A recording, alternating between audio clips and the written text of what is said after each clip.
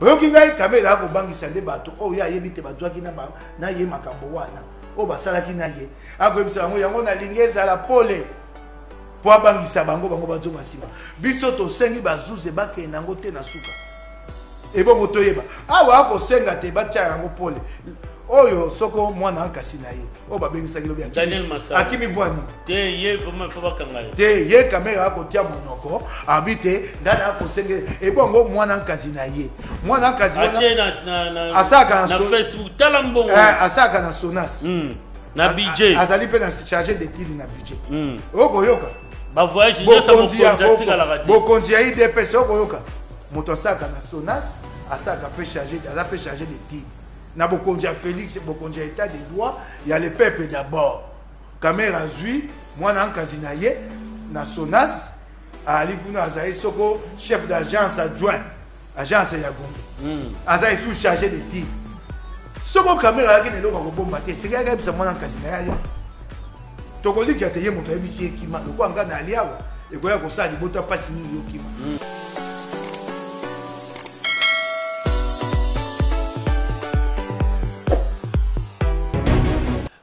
La force appelle la motivation appelle la force. Ils allaient penser du jour. Il y a mon collègue Lelon de Konabiso, Atindeli Biso comme d'habitude. Et Sengeli, que vous allez toujours motiver pour que vous ayez énergie, vous ya quoi avancer. Na vimbo tena bino bosala loko la docteur Muyemba lobi toujours ko sukola maboko mbala mingi na savon pe na désinfectant pour permettre biso tous à la contaminité à travers le monde pandémie où ils ont ya solo ils ont vérité masse qui ils ont kaka na kati ya boso na politique ya mokolele où ils ont présenté par le pape de la communication Tirilando Tokobeta Lisolo wana docteur Muyembe a faire savoir que mois de mai au Tozaro Banda et que la somme na première et deuxième semaine na yango alobi parce que respect il y a barrière hygiénique ezalité c'est-à-dire sengeli na yonde ko olata masque olata gants ko la maboko pe ozana na distance il y a 1 mètre plus ou moins 2 mètres na motoza osola na yepo na ko bikisa yo ozwa virus oyo te kasi a remarqué que makambo eza kosalema te surtout na niveau ya Tchangu na Rewana ya Pascal na Masina na Bitabe en tout cas côté kuna bande ko belé baza ko kanisa ke coronavirus eza maseki le roi ba mona bat bazo kufa te to ba mona bat baza ko cause maladie en côté na bango mingité mais na mikozali ko ya docteur Muyemba faire savoir et cause la participer ma wasoki de respecter ba règle d'hygiène wana ti ka cela ne tienne na annonce na biso te bisaki bino que toko yamba lelo bazali sous représenté te ngala za na sango makasi après pour et dernière émission na ye après ko memaye injustement na boloko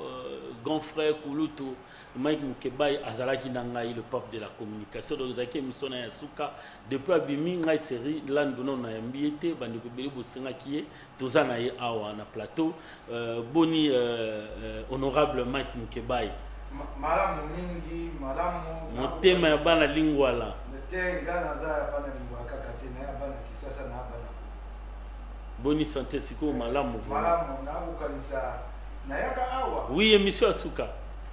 Teko maposo ngakukanga ngai oui oui na kaka moto moko ya INC apiawa na bina ye yaka litobeta masulo awa liboso de baya kukanga ngai yaki te pe poso wana ta na longwe pa na yo na keinde kukanga ngai na kenda epona yanola babengisi ngai na komi beko yoka ngai beko kanga kotinda boloko asali sanza sambo boloko bato batinde nga kuna pote nakenda libela to nakenda kokufa po bango bayoke sengo nkolo asungi bakongomani batelemi esika nso bazaki bakontina nga ya lamuka batelemi nkolo asali lelo yo na libanda ku constitution ya kati ekomi te basalela mokano ya ku constitution bazunga esusanza mibale yango yokaki te na fundi likambo wana pe na okenda ngo te na suka na fundi yango la commission des droits de l'homme des Nations Unies à Genève et senga ite na funda bokonja tete po mabe wana zonga ya moto musute po bazwa mayele senga ete nafunda bokonti nakobunda ndeko yango bakatanga misolo sanda zomi na moko babanza ete boyende banyokolanga mpo nakende epai ya Godin Mpwena bayonde mozalesi ya likolo na nse okelangama yango otelelo nakangi motema sanda zomi na moko bafuta ngai te yango sanda zomi na moko bafuta ngai te 11 mois nayebe te so mokano wana bazwango na nzela mibeko nini mibeko ya biso elobi te nini oyo le salaire a un caractère alimentaire tango okata moto mbongo sanza zomi na mibale ya pwani po boma ete sanza zomi na mibale koka nayebaka epai bazwa yango te règlement intérieur nayebaka te ndeko na ngai na nko mpe bazwa mobeko wana na kobuka esumu bazwa mokano wana na kobuka mobeko Godin akomi na kati ya mokano abi vu le procès verbal du 31 mai procès verbal ya 31 mai ezalaka te na koma nasenga Godin Mpwena bipesa ngai procès verbal ya 31 mai te lelo bapesa ngai yango te procès verbal ya 31 mai oyo baloba te yango moto eba ete bapesa ngai etumbu ezalaka te procès verbal ya assemblée provinciale Kisasa ekomaka procès verbal na plénière oyo bosali te so bosali plénière lelo moko minute mais ezalaki nini moko extraordinaire te procès verbal ezalaka boye so bosali plénière lelo moko minute mais balobi fragrance ezalaki te naobi tokende o malembe babi vu le procès verbal na yebisa yo ndenge procès verbal esalamaka na assemblée provinciale ya Kisasa mpe na baassemblée parlementaire so bosali plénière lelo bosisi na 18h basala procès verbal lelo te mpo ntango bosisi bato bazala koma bakei nango ntango bokoya to boye mokolo ya poso nde baye na procès verbal ntango bakoya nango bapesi bino botangi soki bokondima yango bondimi bokoyi mpe koboya yango sika ngai plénière oyo babaka te kanaki te bapesa ngai etumbu eyali plénière ya le 31 mai le 31 mai 2019 tokomi mokolo ya poso le 1er juin 2019 pour le 31 mai 2019 ezalaka mokolo ya mitano vendredi mokolo ya poso plénière ezalaka te le 1er juin mokolo ya yenga plénière ezalaka te le 2 juin mokolo ya misato le 3 juin nde bazwi Godin Mpwena azwi mokano wana procès verbal wana etikali kokoma procès verbal mais fragrance balobaka eza mpo mafinga epareto te ndeko na ngai te ezalaki mpo na likambo wana te nalekaki nde na etando eke nalobi te bankumu oyo toza na bango bakotindela biso batanga te ezosala malamu te ekopesa biso mosala mpasi mpe tokosenga te na maponomi ya sika place ya bankumu mine oyo batindaka na assemblée provinciale bakata yango na katikati mpo mobeko likunzu ebike to promouvoir la présence de personnes handicapées dans les institutions bakata yango na katikati ekoma mibale mpo na bankumu mibale mpo na nani oyo mpo na baninga na biso baebosono bango mpe bakota mpe na assemblée provinciale basala yango kaka mpo na assemblée provinciale ya Kisasa te basala yango mpo na baassemblée provinciale nyonso balobi oyo te nafingi bankumu bakofunda ngai nakamwa namona likambo elongwe mpa bankumu balobi namata likolo kuna nasenga bolimbisi epa bankumu nasenga bolimbisi epa Godin Mpwena nasenga bolimbisi epa ya plénière mpe nalapa nda ete makambo nyonso ekosama na kati ya assemblée provinciale na obimisa yango libanda te wana Roger Bimwala moto alobi yango natanga nga natanga aloba na ngai te bango nyonso babeti maboko na mesa te makambo ya assemblée provinciale ebimaka libanda te mabe na malamu na mati likolo nayebisi bango ngai nakosenga moto bolimbisi te nasengi be bolimbisi na nkumu so maloba ngai yaki mabe nasengi bango bolimbisi kasi soko batondi bolimbisi na ngai te mpo namoni bakotinda bango bafunda ngai bakenda kofunda na kosamba ntango nasisi koloba nakiti na esika na ngai nazwi biloko na ngai boye nabimi nakei yango babaka te ngai naka mpo nabima nakenda nasi na yanoli bino nakovanda mosani na yanoli bino bokosala ngai eloko bokoyoka yango ata kilo te bokoloba te nyonso oyo eya na kati ya assemblée provinciale na mabe na malamu tosukisa yango na kati na likambo nini nayoki nakei boloko ya papa moliere ayaka koloba na nga nayokaka te na moto makasi aya koloba makambo aya koyebisa ngai te mpo ani alobaka yango te oyo batindaki ye na Godin Mpwena koyebisa ngai mpo ani wana aloba te ebongo ayaka na nkombo ya nani Oh non, tengai na ngana posa oswa na ete na ebiete ko swa na makasi. Na ko loba na ye aya ko makambo godem po yatinda ki alo bana. Oh ngala boya ki koyoka. Elikambo ali na assemblée wana assemblée provinciale kisasa balingi te makambo assemblée yaka na tando ekeba na kisasa bayi bana. Yango wana oh nyonso ba ko loba na lokuta balingi te po makambo mabe ali kuna na kati po ba ko na makambo misolo te batiki gentini a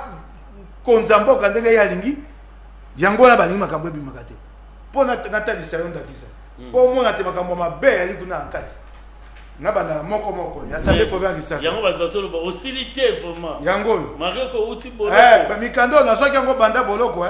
tala na zako la yango ko lamuka yango kuna bon tana la kisa onda kisa ndenge mo bi mais asula kama ngo wapi tala na la kisa onda kisa o babi yango rapport de gestion ya bio sikoyo tokomi na makambo ya mbongo bafutaka voilà bato bafutaka babi rapport sur la gestion administrative état de lieu bolimbisa na tanga ngala zo mona ngo ya li français yango yo bakomi yango gestion ya bureau bato bureau afutaka o assemblée provinciale afutaka yoka. Le budget des dotations de l'Assemblée provinciale de Kinshasa rémunère chaque mois 365 personnes réparties comme suit. 1.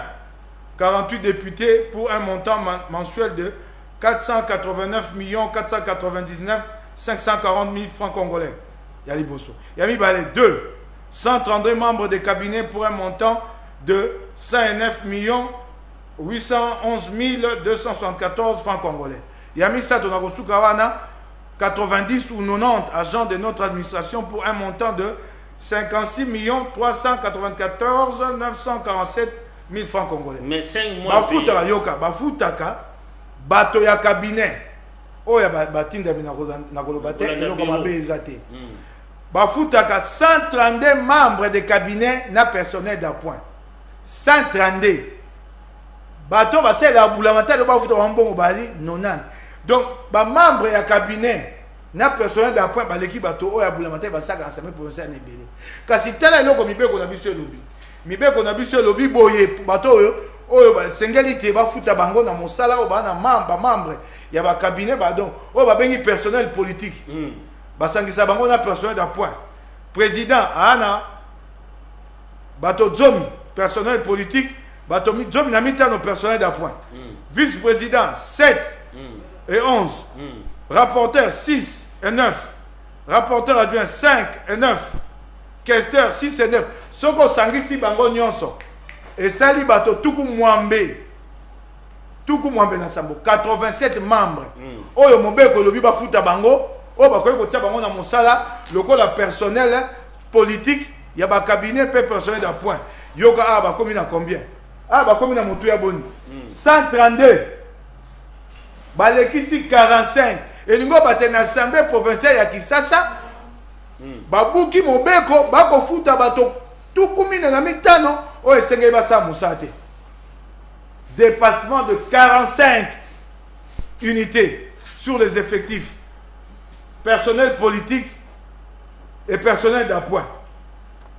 Voilà na pression d'Akisa moko voilà po bazolo rapidement avant tokotana nazo kenda na yo Zelandeko voilà kasi aliawa nazo kenda na yo ndeko oyo babengi yango rapport ya commission Ecofin rapport oyo babombi yango na assemblée balingi bimate. Comment ça oyo kingai na ye na ngwawa rapport tango tokendaka po na vote ya budget babandaka liboso na vote ya reddition de comptes. Voilà. Ce qui est reddition de comptes, il est quitté, bosimba budget. Reddition de comptes, évite. Alors, pour l'année, il est 5 mois, va signaler biso. Zela na ko na ko ya na yo. Ce qui est reddition de comptes, est quitté, bosimba o égalité. Reddition de comptes, ali bokundoli. Ya mbongo o euti kolika. Poto kenda na vote ya budget lokola ya mobutu kumi ba koto tukumi ba na mibale oyo. Oyo. Voilà. 2020, bokotanga dans nos reddition de comptes, il y a 19, il y a 2019. Botala ndenge nini Jantini ngobi asela kimbongo to komi na reddition des comptes de Konangai somo na reddition des comptes il y a Ecofin ya assemblée provinciale ya Kisasa balobite mikanda wa esengeli te Jantini ngobi la ya nango po batala reddition des comptes aye nango te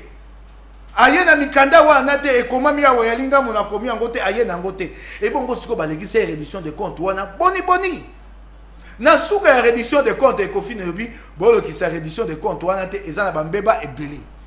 kolongwa na réduction de compte ta makambo réduction de compte biloko azwaki te n'ayant pas reçu les documents ou les relevés retraçant la situation des emprunts bancaires et autres contractés par la ville atinda te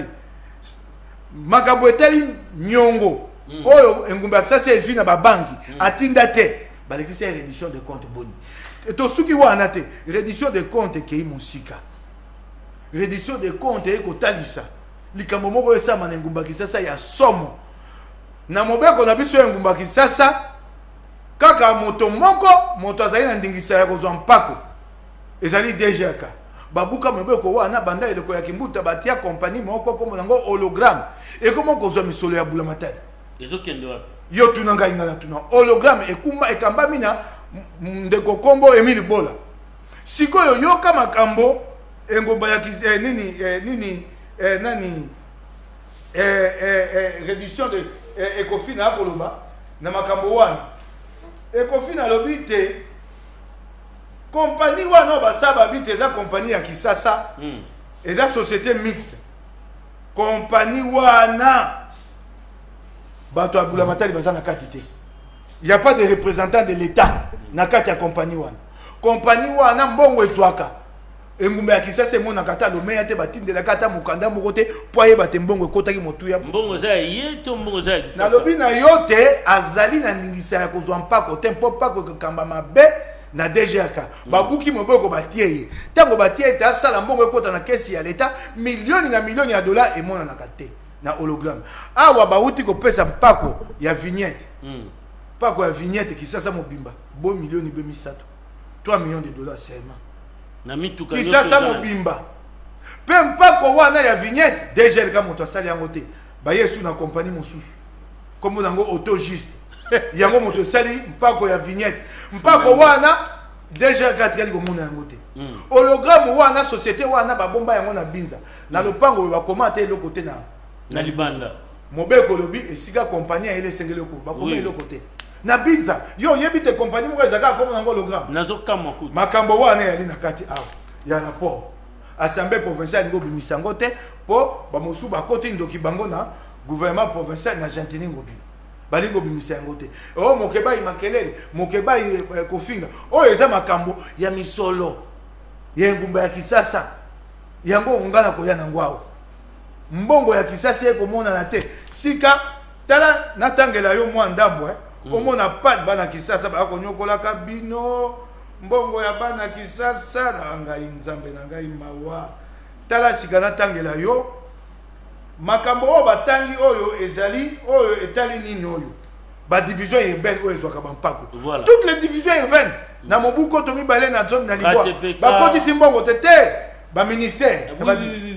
division urbaine de Diplan comme d'habitude la division urbaine est passée à côté des assignations division urbaine de PTT cette division est dans la même lancée de ses contre-performances. Division urbaine du budget, pas de réalisation des recettes. Division urbaine du secteur de l'urbanisme, pas de traçabilité dans la réduction de comptes sous examen. Division urbaine du secteur de l'habitat, pas de traçabilité dans la réduction. Maman Nanga Imbongo Kisasa. O ezali rapport Ecofin. Bana Kisasa. Yote mtoko. Ngaite. Maintenant na pesi yo. Bana na boloko tu batu bayela ngayamo. Na yo kwinde komoko chibala bala leki chibala bala. Oui. Pesa mutu. Et il y a un makambo. Premier vice-président. Na yoki aleki rapport à Ecofin. Biso to lukie mingi me alinko zo biso te voilà. Makambo bazoloba. Voilà. O bazoloba mbongo ya Kinshasa o balobi hologramme. Yako pesa bana Kinshasa yano. Mosa na biso to ba sinzili ya mbongo. Mais il y a ça quand même premier vice-président et surtout Kautina IDPS Troli qui a été Kolanda wana te pona la kisayo makambo ko sama be. Voilà. Zana sisa wana. Tozokota na actualité. Na sisa makambo na lombango oko baba ndeko IDPS. Ndeko moko IDPS akuna ko bunda maka José Badiba. Oyebi makambo basala ki? Na yebite? Tango moto akufi na l'hôpital Ovijana. Ndeko José Badiba ngatemi abi na kondi malikambo te. Ba bengisi plénière. Babe senga ete batia doli makambo pembeni. Doli wana ndenge bakanga ye ngana bakali kambo silate po Doli vijana kendaka mikendela kate ngobila moto atinda ye esengeli ngobila mo aya na makambo wana alio babengi politiquement et moralement responsable wana liboke na kani ba yete ba poisa Doli makambo bango babite moto akufi ba yoki yango so monte babi Doli makambo atika na mosala yoka bato mobimba moto akufi ba yoki yango so monte tango ose badi banga bimi bapandisa ngo baye kotuna ye metuna abi assemblée provinciale ya Kisaso eloko malonga ko bima ate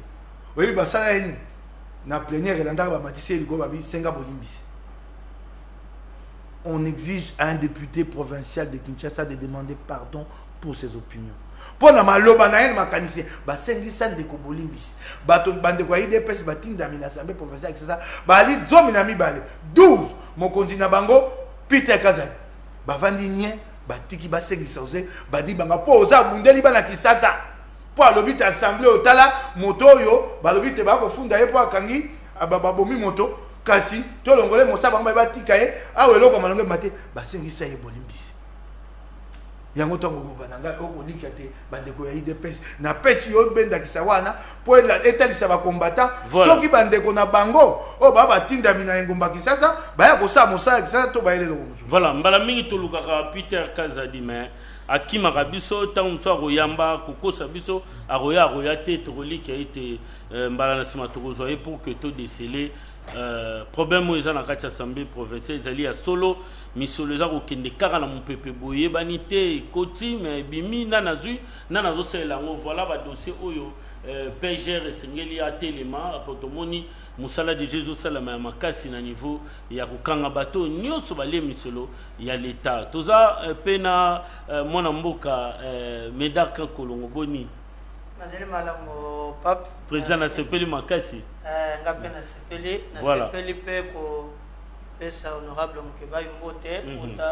uta boloko na banzake ya li première fois tokota na plateau et puis que voilà ndaki tumba mingi na sepeli ndenge ya makasi tozalaki tobundaki makasi pona voilà mais en fait na kolanda ye akoloba makambo ko salanga pasi na motema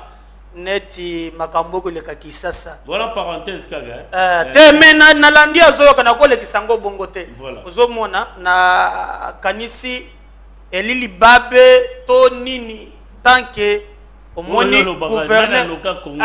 donc au mona ke tolongwe na tata Kimbuta toyoko koma na Gentini toyoko koma na Gobike ngana likia ye aliawa na itando na plateau ko kisangai ngana ebandeli na njima ko dempoite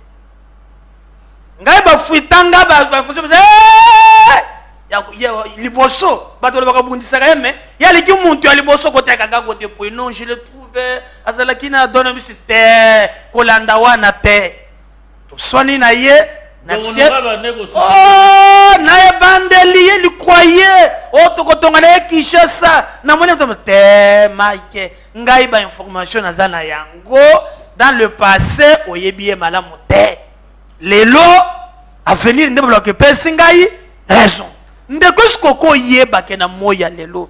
Kisasa ekufi l'assemblée provinciale oyali émanation nebso ko lobali yaza eli ya lingwala nebite soki yeba makambo wana baya babotoli azana lingwala namonaki mokolo mususu memaki soki bakomaki na Gentini soki Gentini soki côté soko mina rond point Willery babotoli ndaku ya l'état je te dis les champions na rond point wana lupango ali Gentini à côté ozomona batieni ne batienda ko bundumba wana bayoko bakuzu batieni ni wana je vous dis bien lupango ya l'état bilenge bazali na place moko ya takocha bibliothèque à kotanga te tout ça yesa motinda melingwana je ne sais pas dans l'assemblée o wana soki manda o ya tinde ko so fongele misto nini ko salema ya mibale na sepeli na ko yawa na mutuka yeka na ye na mutuka na kiba leo babengi Justin Bitakwe wa ye ko justifier misolo oyo azwaki na milobeli donc bakomi ko kotana bato ya kala bongo tango mai ka kotanga makambo ya vignette ya Kinshasa na ndenge ko sila ngobila ko mona ngotepo Kimbuta mizuela mbongo amizuela ababi manena boko yoko betelanga kozala kwa ba pese monga tena akeyi nango yo zana ba preuve ndeko tika biloko ani ne kozala nango ka ba preuve na ko ebiso za journaliste kendo donc Kimbuta a pris l'argent des vignettes. Yabana Kishasa dit lelo, auto kolobana yo rien. Donc la ville ndenge na ko biso lelo ya lipasse. Yazalaki na boloko. Obiki basali ni commission d'enquête parlementaire mbonzo ambosa azalaki na tête na yango ekende na marché liberté Kishasa bakandu. Bazana nzele nani bakomi atate babengi na chombo. Bokata bakati. Ça c'est l'ensemble. Dejerga ils appellent bien. Tika bon na isabana Thierry tika kokata ngai. Yazali awa na kaniseka kozonga l'ensemble ba dossier muso bakisana wana kitu na yango. Basi bakati bazuzi bureau wana ko na moni mukolonga na mona ke kaka. Ba pekisi ko ba vérité kuna. Kana yebisa yo omone kaka mokolo cour constitutionnelle et lobaki ke l'ensemble provinciale Goda avec ses 40 diplômes a yebi qu'on mettait ce règlement intérieur. S'il était un scientifique il allait démissionner. Tu ne peux pas diriger une institution aussi longtemps que tu ne maîtrises pas le règlement, que la fondation même, il y a institution. Voilà. Ce qui est président, il y a Kosala Yango, il y a l'Ipasi. Donc ba dossier ali mingi oza kina boloko na nango bebo na kwe biso yo awa ebele ponga na kokota kuna te yo ali obimi mokoloko zonga kuna to mona to zonga tango zonga na assemblée wana tala na nango ebele o ba tribunal ba sali kuna o meka kami mokubunde tuma pamba te kishase limwe yo ko bisanga makamucha bantu na biso ya IDPS na bantu mususu makamo ekoleka na miso na bango voilà ni ekoleka na miso na bango voilà yango to na lobi yango tozo luka Peter Kaza di bien ka kimaka biso aro kendare pa bande ko musu mais ça problème te honorable Olandi message ya mokonzi na bino ya la muka par rapport à la situation de l'heure. Nino Koko Martin Fayulu s'est adressé quand même à la nation hier. Et elle dit Malamo, le col a fait ça qui nzela pour nakota lisa ndenge mboka ekokenda. Voilà. Totika libe na nzela oya biso mboka za kokufa. Oyebi te liboso ya kokota makambo ya boyenge bene ya misolo ya mboka. Alobaki na makambo etali bokono oyo. Pour na ndenge OMS alobaki. Na oyo etikali totikali be na nzela na biso ya lamuka etumba na biso boyebi yango e ali te na mikolo koya na lombango soko bato bana bokonzi ya nkuku oyo bakoki kosala te batia libonga to vanda mesa poto sa to bengi mbongo wana ba reforme poto kenda liboso nzela na biso etikali be yango wana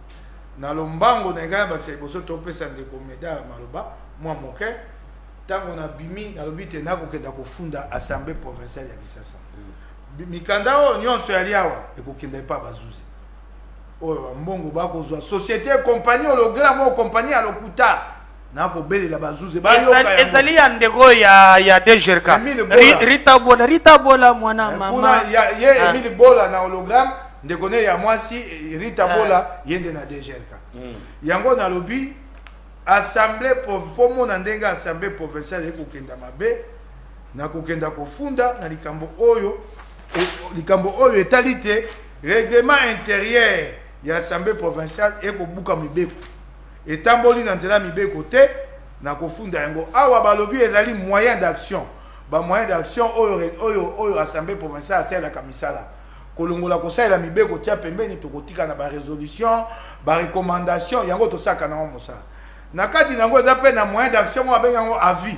awa na lokota di français babi l'avis est l'acte par lequel l'assemblée provinciale se prononce à la création de nouvelles communes so ba yiba sa ba commune ya sika ba kotuna biso motuna biso tokoyano na avis soko tokondima to tokoboya kasi lokwa l'assemblée wana ba ningi ko sa mosala ndenge ba imboka ba kozela te ba kamata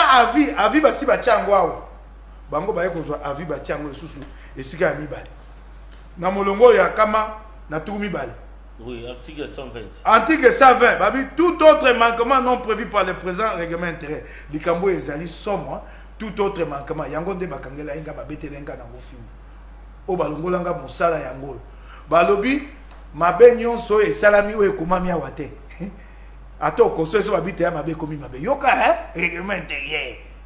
Liberticide ces dispositions kasi yango mama likambo te. Mama likambo na koba. Tout autre manquement prévu non prévu par le présent règlement intérieur et dont un député se serait rendu coupable sur le lieu de réunion de l'Assemblée provinciale est apprécié et sanctionné par le bureau après avis de l'Assemblée provinciale. Avis Koyamba mi balete na Assemblée, na kati ya règlement intérieur. Pour to sito tie yango pa to kosalela yango, to ko koya nango susu ate. Likambo na ka to kofunda ngo na cour constitutionnelle. Cour constitutionnelle ko kwa sa règlement intérieur. Na ko bo kwa ya règlement intérieur, bo kwa ya godé na bato ya bureau. To bandela maponomi ya bureau. Po batiaki bango na libonga na règlement intérieur ezali na mbeba. Voilà. Na nzela ya mobeko likundi. Voilà, tozo koba so koba même mutuna Martin Fayulu a s'adressé à Kilobi la nation, na ransi au landaki na ba réseaux nyonso sociaux évidemment na ba canon nyonso. Bon, écoutez, moi je pense que Martin Fayulu a pour ça la opposition naie pour moi bien qu'il y a un confinement na libanda. Donc nazalaka clair na point wana mapona melekaki elekaki ndenge longo banite batu nyonso ba décrier yango mais responsabilité ya classe politique na biso ya batu nyonso ezalaki engagé to salaki mapona mimbala liboso to elaki elekaki mabe ya mibale mabe awa tokomi olika mabe na komituna mutuna soki mapona ya 2023 ekozala wapi oyebi batu mingi ba monanga mutu alamoka tango na zwaka position ya ko soutenir ba réforme institutionnelle. Moi, ce qui me lie aujourd'hui, Nalikanisi, Onyon Sonata Koloba, c'est comme un opposant. Hein? Il faut garder opinion tout ça. Mais le plus important, qu'est-ce que nous faisons pour être 2023, après ma ponomie, tozonge la lissousouté, la vérité désir. Après ma ponami, toya pende to fandina, mukeba ibo, to banda kota, to keli misala boni, bana ba kotanga boni. Totika la kate toujours na babiloko moko wana ya ba election po ngana komona lamuka na moya lelo mutu na nzela oyaye tala ta ba tweet na bango oyo ba présenter mes condoléances na mona monseigneur oyo tanto président oyo tanto boye tu sais que kaka wana moi bokabwani ezali mais maintenant on ne parle pas le même langage au moment que eri ya kopoza ka mituna ya malonga yango est-ce que etumba ya seni tokozango boni omoni même bando ba contrôler pe Félix lokole ba ko kuiba musolo l'état jamais ba kolingaka ba mona un rapprochement de force tala mikolo yo ntambwe mwamba asolove ki makambu ya koloba ke nataka mo flash muke par rapport ya nataka mo flash muke balobeka o soki tozali ko kende soki balenge batia congrès batu babima bagenda ko siéger parlement tu penses que bando ya kashi bango moko bazana force na moya lelo ya kondo ko choloko wa te. Or si c'est pour combattre la République, il y a des liens aux liés entre bango mibale. Donc Martin peut faire l'opposition mais on a ko senga parce que bakaboni na nzela likambu mususu na ko ebisa mokebai alaki na boloko magaming pete moso abandi ko landa TV kuna te zalaki moi mobulu même awa tant yo zalaki na boloko oyebi ke même etumba Kinshasa okolela awa boza pena ba député de bino ya lamuka baza kuna soki bakomi babundela bana Kinshasa bango bagena ngambo Argentine mbala mususu na kolokole mwa muke tala nazalaka na ndeko moko oyebi ya MLC oyambe biso na tuna ye mutuna okucha papa yebisa bana Kinshasa ke muntu okokamba misolo ministre boko benga bidi ya Kinshasa ali aparté bin atomboka mukolo mususu yo muntu yambe biso na atomboka abimisa misisa wana tuna te wa kende na ndenge na yi na ndenge na ndenge to c'est-à-dire que non si une opposition net ba ko sala lelo e koki ko pesa ba proposition te pointe alternative ya lobby ya la malamu ya lipas ndeko tozana yo awa kabila sasa ngana mbala boni bagena Lubumbashi bageko ko sala makambo bageko loba makambo yao baibe biso gratuité na biso te bazongi bakoyi koteka bunda mataki na mpundo ezawa nini kisantu na kisantu na mbola loti bagenda kikuni basilisi bakeba ba réunion mususu wana na soki budgétaire bazar stratégie batukenda kingakati mais regarde nous batu bako proposer alternative chaque jour balietina na bango tanto solandi note on a landa ki Francis Kalongo okomi le oyo azali mutu ya IDPS mi bato IDPS ndenge badefandaka bazata na mwa reteni soko akena ngambo na mususu okomona mutu Lamuka en tout cas moi je pense que Martin Fayulu ayeba ke na moni alembe si côté wana ala musali kambu ya réforme Félix il est grand temps ala ndane ba mibi ba entouré wana te nous avons besoin de réformes et l'opposition na ba besoin de pouvoir nous avons décrié Félix a collé le pona nini parce que ça la majorité te et to bi ke ma otonjo to et utaki na kingakati bongo soki lobi lisusu 2023 ans musikate to koma pembeni ba discours na nyonso no mona e kozala beau passe Martin ça de opposition na ye beauté à démocratie c'est la contradiction ngai ba tumusu na so ba contredire bango basilik ba misi ça non la so pour démocratie je vois contradiction nde beauté na ngo yango wana donc mais le plus important tozo sala nini lobby pour te Congo oyo etongama kolo appelle ça biso mboke tonda kitana boanya Congolais ko vena moins $1 par jour sotali Congolais li mutu ya passe oko mituna jama oyo bana ba profitaka nango cobalt mai zamba donc to réfléchir pour te mapolemeko ya lobby sima ya kosala yango et permettre que mboka na biso et décoller sinon par les discours politiciens aussi tolembi yango mboka pe eko kendele bosote. Voilà, honorable na discours na ye Martin Fayulu a lobby likambo ya responsabilité. Il y a problème où il y a kozwaka mosolo na kesi ya l'état atali mingi dossier ya dirkab oyo azana boloko oyo azako bundati lobby baboyi même ko pesa ye liberté provisoire. Est-ce que pensez-vous que responsabilité ezako revenir na chef de l'état na ngai na lombango okoloba likambo moko mibale ya liboso et ambela na ko bwakela la muka biso to sa opposition be na kotalisa mandoki na gouvernement central na Félix et sengei to yeba te sengei to sa opposition pe na ba gouvernement provinciaux et pas union sotoyali to tikela kimbuta mibutu zomi na mibala kimbuta sali nyonso alingi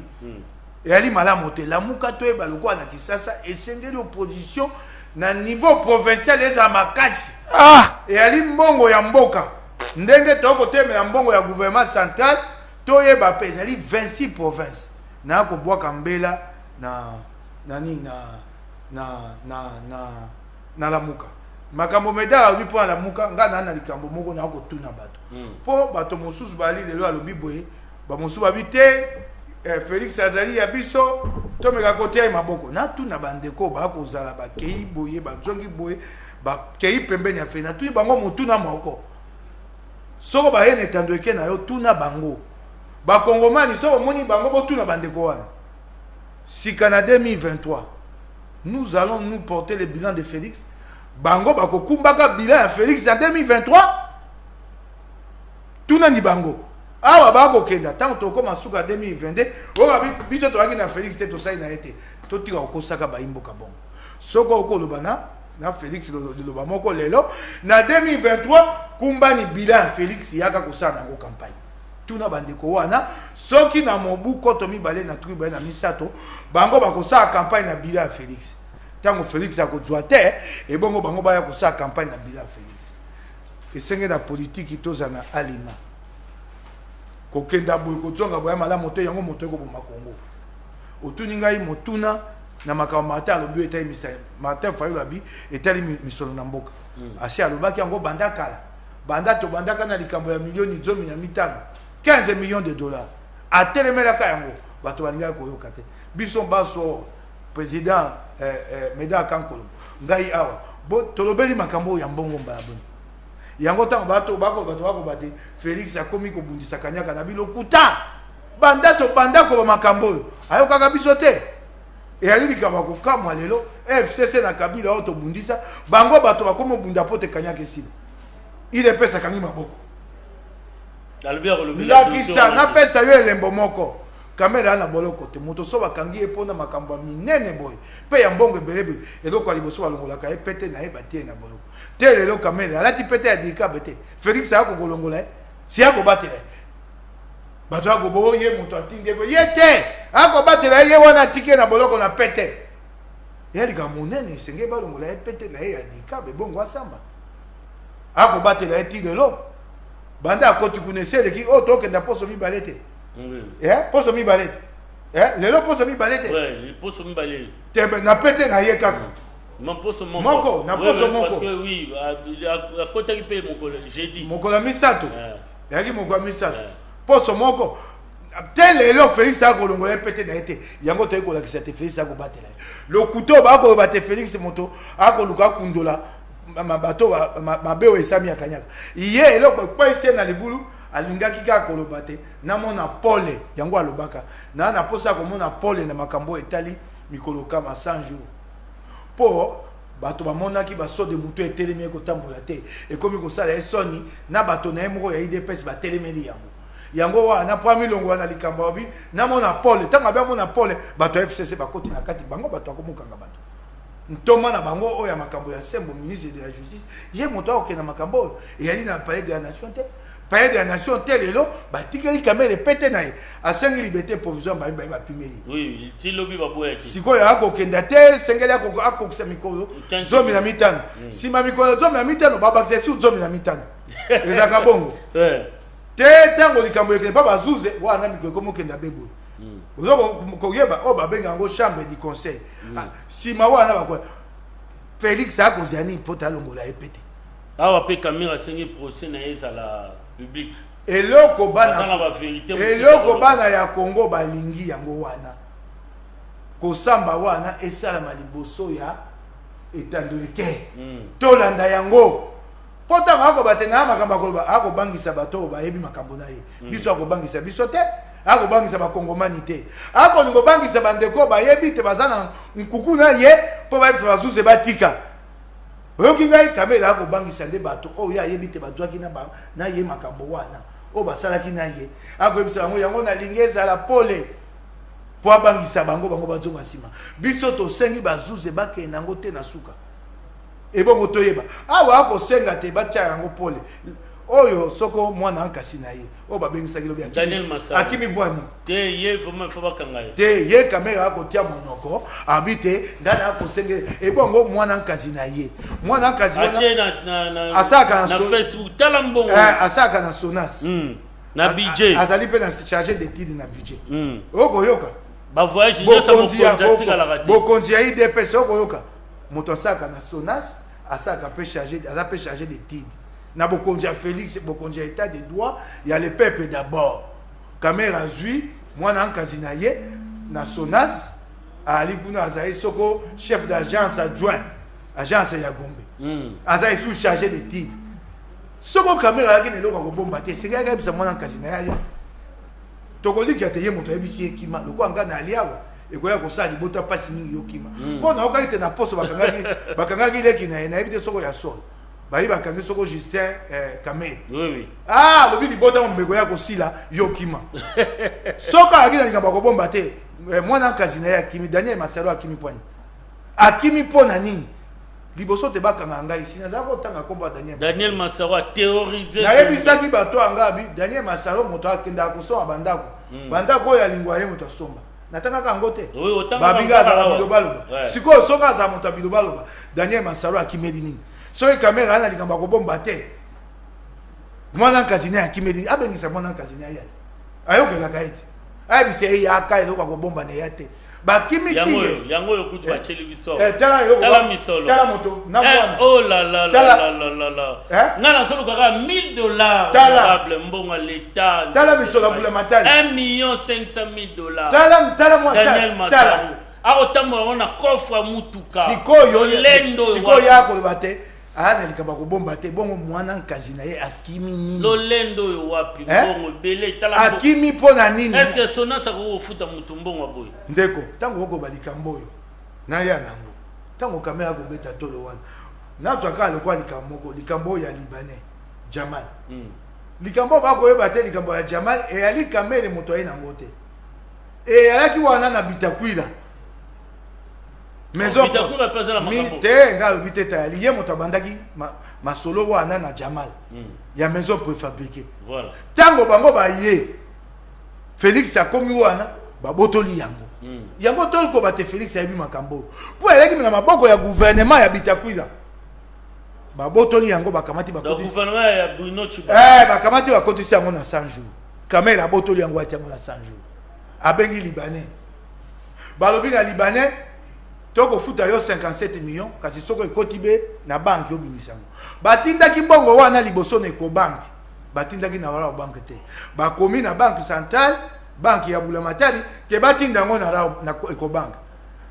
libanais akaya tuni Ecobank soko mbongo ekoti boko bimisa yango Ecobank abina ko bimisa te ya maboko boye nyonso ebele mobeko epikisi ko bimisa mbongo ebele bongo te na maboko kotinda na compte mosusu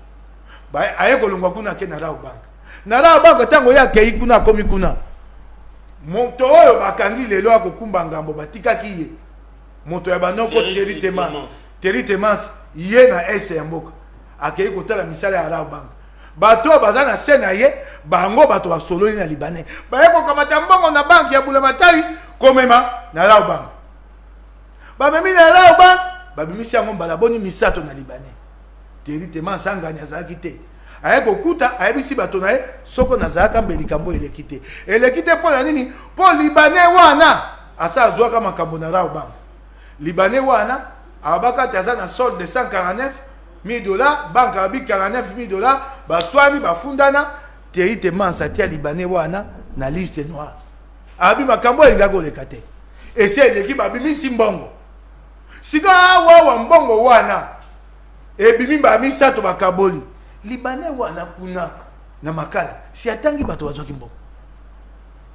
mbongo atangi ebimba bato na Bank bayebi moto akobenga bango te po bato na Bank oyo Thierry Temans atikaki mbongo abangaki kobimisa te moto moko abandi kobenga bango banda palais de la nation tongo poko kotia bango molunge yako bato wana balemba babimisa mbongo babangi tango bakokenda kosamba bato wana bakoya koloba te tango bakotala babi babengi oyo relevé d'appel omoni ndenge tobenganaka na chombo etikalaka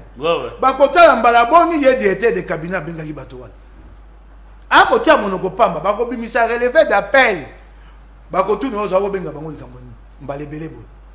bakotuna ye obengi bango be mikolo mbongo esengelaki te ebima akoloba pamba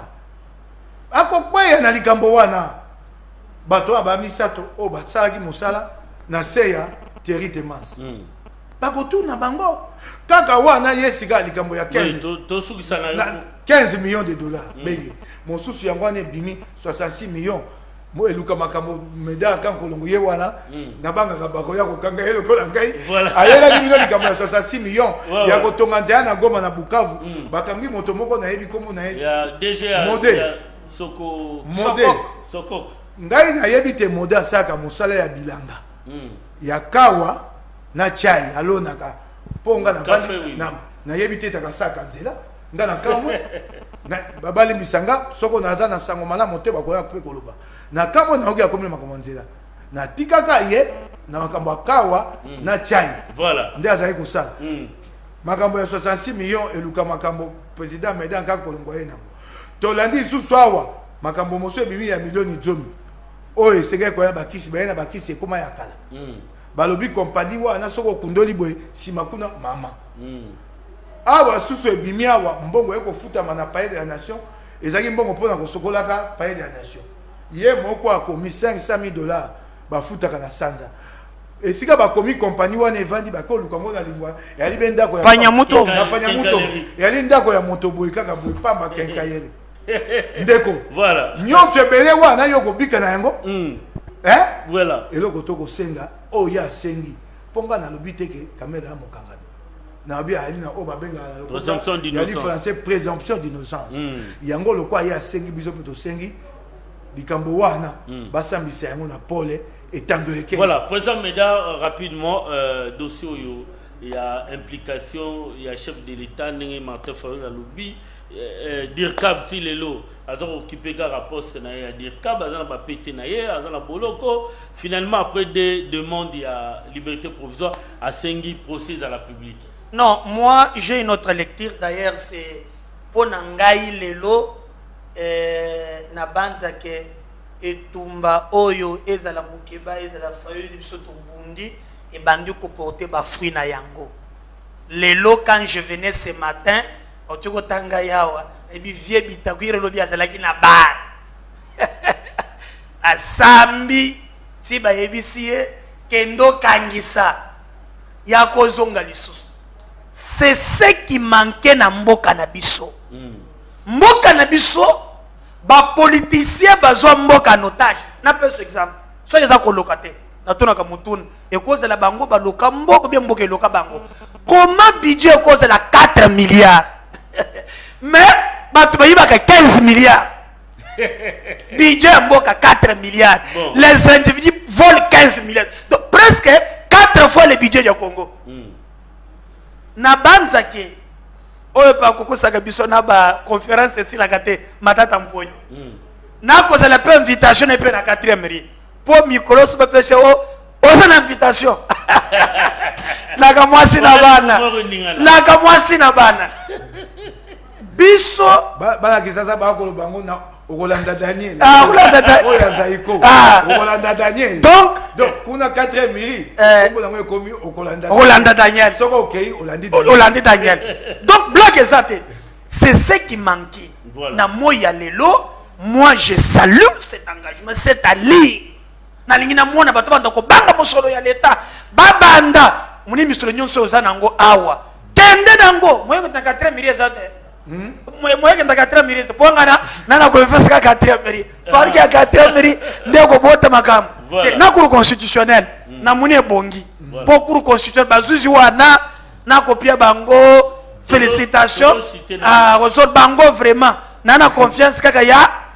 cour constitutionnel na 4e mairie ce qui moi ezali bongisa ba dossier yo memango na 4e mairie. Donc je félicite cet élan. Voilà. Kolanda ka mérité aka monto ba chantage. Kolanda ko tabilo ko te de grade ikote ici. Tous les appels qui faisaient au téléphone, Félix Montotina banda ko sala ngota. Est-ce que tu peux t'imaginer ce exemple moko ya honorable Lobi Angwao. Yana lupangu moko avenue Panyamutombo 257. Wo société wane bimisa $500,000 et banda ko sokola palais du peuple. Ce qui ont teleka porte ya ndako wana yango moko. Vers moko yata linzanza verni ezate. Yango ndo ko pesa banda ko sokola. Bona kotia wo batonga station. Ya kotia bakaribira na mwine jitu na Mbushima na Kasai $2 millions. Hein? Yeso kya yebi ke baza na batu batindie atanga bango. Nous ne voulons pas makambu ya o tokotanga. Suiwa meki tokotanga. Natangi na kotanga journal boba ko kanela bana kanda nanga kusakana te. Na yebi. Natangi journal moko katanga post. Natangi journal. Oyebi kende ko ya mwasi. Ba payer marché à $9 millions. Batuni etata o nani o ndeko mwasi nanga. Boyo o pesembo atekele be baba. Yo yoki ekangi famille mo. Tantôt banankasi, tantôt boye, tantôt boye. Non, ezaka bombote. C'est notre pays. Alors, pour biloko esi là, bakanga makabongo. Ezonga kende musika. Même na kati ya IDP bange koti. Yo mona wapi. Un parti où vous comprenez l'état de droit partout au monde. Moi je vis en France avec Dominique Strauss-Kahn, Deska. Allié candidat à Bandou de Dieu Femi Mouto Monena Yebani. Présentement président de la République. Makambo yo komela ki ya moi si bakomi pa bazusu batie maboko. Kaka ndeta to azana bolo. Mais tout le monde a un plateau spécial gauche droite parce que ça a point de vue. Ah comme yo tu peux sanctionner yo. Mais yo si yo lipe vice-président de l'Assemblée nationale. Ici je ne parle pas. Ici je ne parle pas comme engagé dans l'institution, j'engage ma liberté. Ah, yo kak. Montre la liberté à quoi engager. Polémique il y a congrès wana. Alors, Gaï na lobby, même peu invitation, il faut qu'il y ait des peu na commerce extérieur. Ndenge suis tata bitakwira, il faut qu'il y ait des peu kuna. Na ko bisayo. Pona nini? Ah, tika makambo za be beaucoup na mukolo ko ya lobby na kota bisayo. donc PGR a notre émission de invitation landa ancien premier ministre, il y a 4e ministre. Bon, binini Kokolanda Daniel. Ah, nakotanga batifo bolandisa kuna. Nokutuna ngamba. Tu vas le besoin intimider, to salaki na yo na zoya na ngwa wati. Okoloba te. Alors, butu na moi. Congrès ko sale mato. To salaki na bande ko mususu awa, ba ko cha mundu le to sana bango wa. O to sana acharnement. Tako ko finga le ba ba acharnement de lo. Somone. Alors, okutuna ngamba ngambo wa congrès. Congrès d'abord la constitution. Félix Achenasi. Non, écoutez, les problèmes, il y a congrès d'abord, ils sont constitutionnels. Voilà. Et la constitution lobiki, ceux qui ont lingi, ont prolongé la direction de Dozana Yango, il faut congrès, ceux qui ont sali 30 jours, ont fait un congrès et puis ça y a prolongé. Alors, on a lu il y a le Bokono, Dozana Yango, Neko Baka Yoko Bakisama, et on a lu il y a aussi la on peut encore non, problème, il y a les deux bureaux. Et ça le président visa qui va. Okomona lokola mutu lokola ntambwe mwamba. Nako rappeler ce que bagate asala droit na Burundi. Hein, droit na ye atanga ngo. Yango yokutu tozotala ndenge mokonza mboka, mbi bangona dirkab voilà. Même dirkab na s'appelle na makambo. Te aza blanchi na ko la tanga tiri makambo ndo sana makambo ndo na bemiso dirika ba ko dokele wana ana makambo nana mikanda na yawa makambo so choko sala nani na umene SSPT entreprise en faillite na tika na mutu kete na ngoza na ngwao na talisa yo na bon yango kile bozo ba dossier wa zela ai chini na mutu kana ngana mona kuna kisayo uzomo ala mena makambo ozomona biso tozolinga ke muntu toza trempé na musolo ya bayimboka ala te batu babanga mais lokola ntambo mwamba c'est que moi j'ai regretté aux alliés président et institution Sénat il y a des canaux dans le cadre de pyramide institution de Kosolola kolongwa nango kuna koya kosala face à face na to Congo et communauté tribune ça c'est de l'amateurisme ozomona et puis à interpréter bon je comprends atanga na Burundi parce que comment okoki koloba likambo oyo parce qu'il fallait d'abord attendre l'article 85 d'abord à kosi okoko sa niveau wana te Félix Ayamba bango et lobi ke soki likambo moko ye lingetele misa makambo mboka na mbalakata mokonzi ya mboka akoki kobenga bakonzi ya chambre mibale abengi premier ministre yango mona même cour constitutionnel tango ata lobi te akati lobi mokonzi ya mboka a respecté eloko wana mais est-ce qu'il fallait passer par les méthodes ya mibale Jean-Marc Pe Abimi oza vice-président ya Assemblée nationale premier vice-président ya Assemblée nationale alors alors un pays où batu bazana voilà batu bazana ba institution baza wana te pona kotala pona mboka ba kotala ba parti na bango qu'est-ce que le peuple a gagné na kosona kana bango wana il y a une que congrès doit 7 millions bongo ben visible azwa bongo ben visible azwa ebisaka bi osaka batri bazwa 4000 aso peu courage dans la face à face de sakweno alors ben visible bazwa ne prenez pas les peuples comme des abrutis hein que tango boko ya pour ba calcul na bino bon même bango na farine il faut respecter ces peuples ba mériter peu respect na yango mais congrès et kozala pour mon amani mabete et ça le problème est ça boy et ça fait exposition de batata c'est na ba mikolo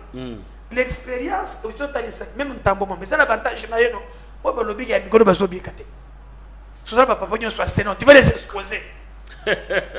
Voilà, merci beaucoup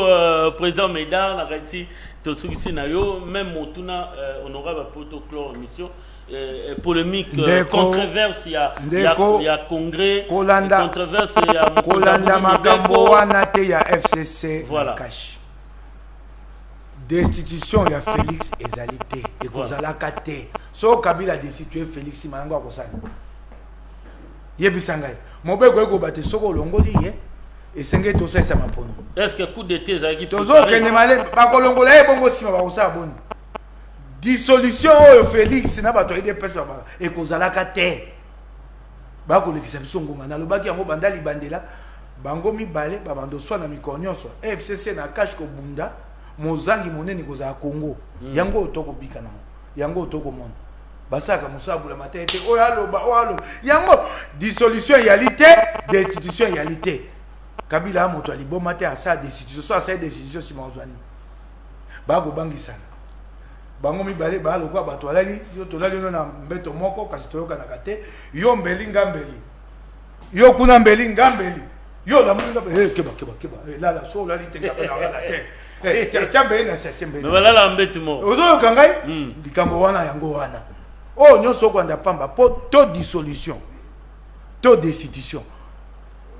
mais beko eko senga te so sali dissolution sima ya mikolo tuku motoba 60 jours osaisa mapono soko dissolution o fait ça ke ndako ko bele la wana soko asali yango ko saisa mapono misima mikolo tuku motoba 60 jours et là quoi liboso yo kangaye fichier électoral seni et c'est le cas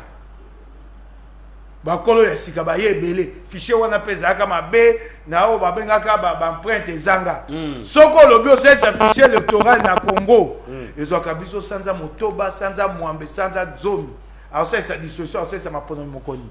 lokuta bako l'exception ngonga mais 2023 peso pousa bako banda koswana Kabila ana posa ya Félix ana posa na po adwaki ye pamba te adwaki ye po ya batela ye Félix ana posa ya Kabila po Kabila akumbela ye majorité na assemblée nationale soki majorité ya Kabila te Félix aza ba ministre ko tchate soko lelo asakani akaboni na majorité wana Kabila ko benga ba ministre nyonso ya Félix aotika be na bato na présidence de la République bato ne ba na posa musaba ko linga te baza ya ko lokwa mapasa mabende batikala ko yokana te basa makambo na nkuku mo kona bango akokala na kolekela ye mayele boni eloko ko bombango yango wana so oyi bako swana kolanda ni bango te bako swana boye matite mbali boso baswana yango mbala liboso yango mbala nyoso bako swana bena makambo zanga tina dissolution dissolution et ko sa mate botko ko sa bakongomani bako zabe bongo dango to koma penete to koma maponomi moto na moto nde akoya ko sa bana kisa babaka ayebela po Félix ayebite bo konjo ya zui na nzela ya Kabila te bato na ye na kati ya IDPS ba combattant balinga yango te akozala na pasia ko bana Kabila sima ya maponomi ekoya Kabila pe na mayele na ya zoluka na kosa aboni pona zongela bokonzi nanga mobimba soki na maboko na ngai moko te ata na moto na ngai na zongela bokonzi nanga mobimba eloko eko boma bango yali makanisi wa baba na moto Félix akobanza boni sima na kosa pona ko mokonzi ya solo na tondi si bokonzi penza na ngai te na majorité na assemblée makanisi ba bombi na se ya moto na sima moto yango eko bomisa bango bakobandaka koswanaka dissolution réalité et destitution réalité awa tokokenda na congrès sengite pona kobakisa mikolo ya état d'urgence koswana kozala lisusu oyo bazala kokana likambo bakenda congrès basala komona bakosala bakosala yango te ye ntango alobaka makambo ya dissolution na Londres ntango azongaka alobelaka yango alobeli yango na poto apumbwe poto akende na Lwanda akokita kuna abi te nga na Kabila tokokabwana te boyokaki yango te ye moko moto alobaki yango te ndeko totika koboma Congo nalobaki yango mandat oyo yali mandat ya mabe yali mandat ya koswana katikati ya Kabila na Félix katikati ya FCC na Kash Muzangi Congo voilà yango yo eko salama lelo lobi lisusu ndeko okoyoka bakoswanela ata lisala ya soso ata lipeka ya soso bakoswanela yango. Merci beaucoup honorable Mike Mukebai na invitation na biso. Merci également na président Médard Kankolongo ndenge bondimaki ko réunir na invitation na biso. En tout cas, la porte il y a bosso na politique, les ali grandement ouvertes pour na bando ba FCC, ceux qui bolingi pe boleka. Oh binokaka la muka binoka meda. En tout cas, accessibilité les ali pour na batunios. Ngai na bino to kuten mukola lobby. Batu ya landa Daniel bango ba ko ya blote. Ngai na kosa. Voilà. Na yo ki bande ko assemblée provinciale nga na koloba. Bango ba ka ndoloba musika. Soko koko bwaki bango mbela bato assemblée provinciale moto moko aya nya vanda wana vanda Voilà. aya na mikanda En tout cas, soko mikanda oyo yanga eza ya lokuta bana kisaka mona to tokendaka mosala kuna mpona bana kisa sesenge to ya koloba tobundana kozwa bango pour que bosolo nyonso ya politique oyo baza kogerele Assemblée provinciale à la ville de Kinshasa et Bana. En attendant, merci na Marla Tukulu, merci na Armand Bouka, Dipro na Bisso, puis Gédéon na machine, Nde Tokuta na Bino Mukola Lobby, Bobo Sanate, Kosukola Mabo, Kumbala Mingi, na désinfectant, na savon, Kolata masque, qu'on s'est protégé, qu'on a la distance à 1 mètre ou 2 mètres na Moutou, où vous avez sur la naïe pour tous à la contaminité. Gédéon, tous les cas.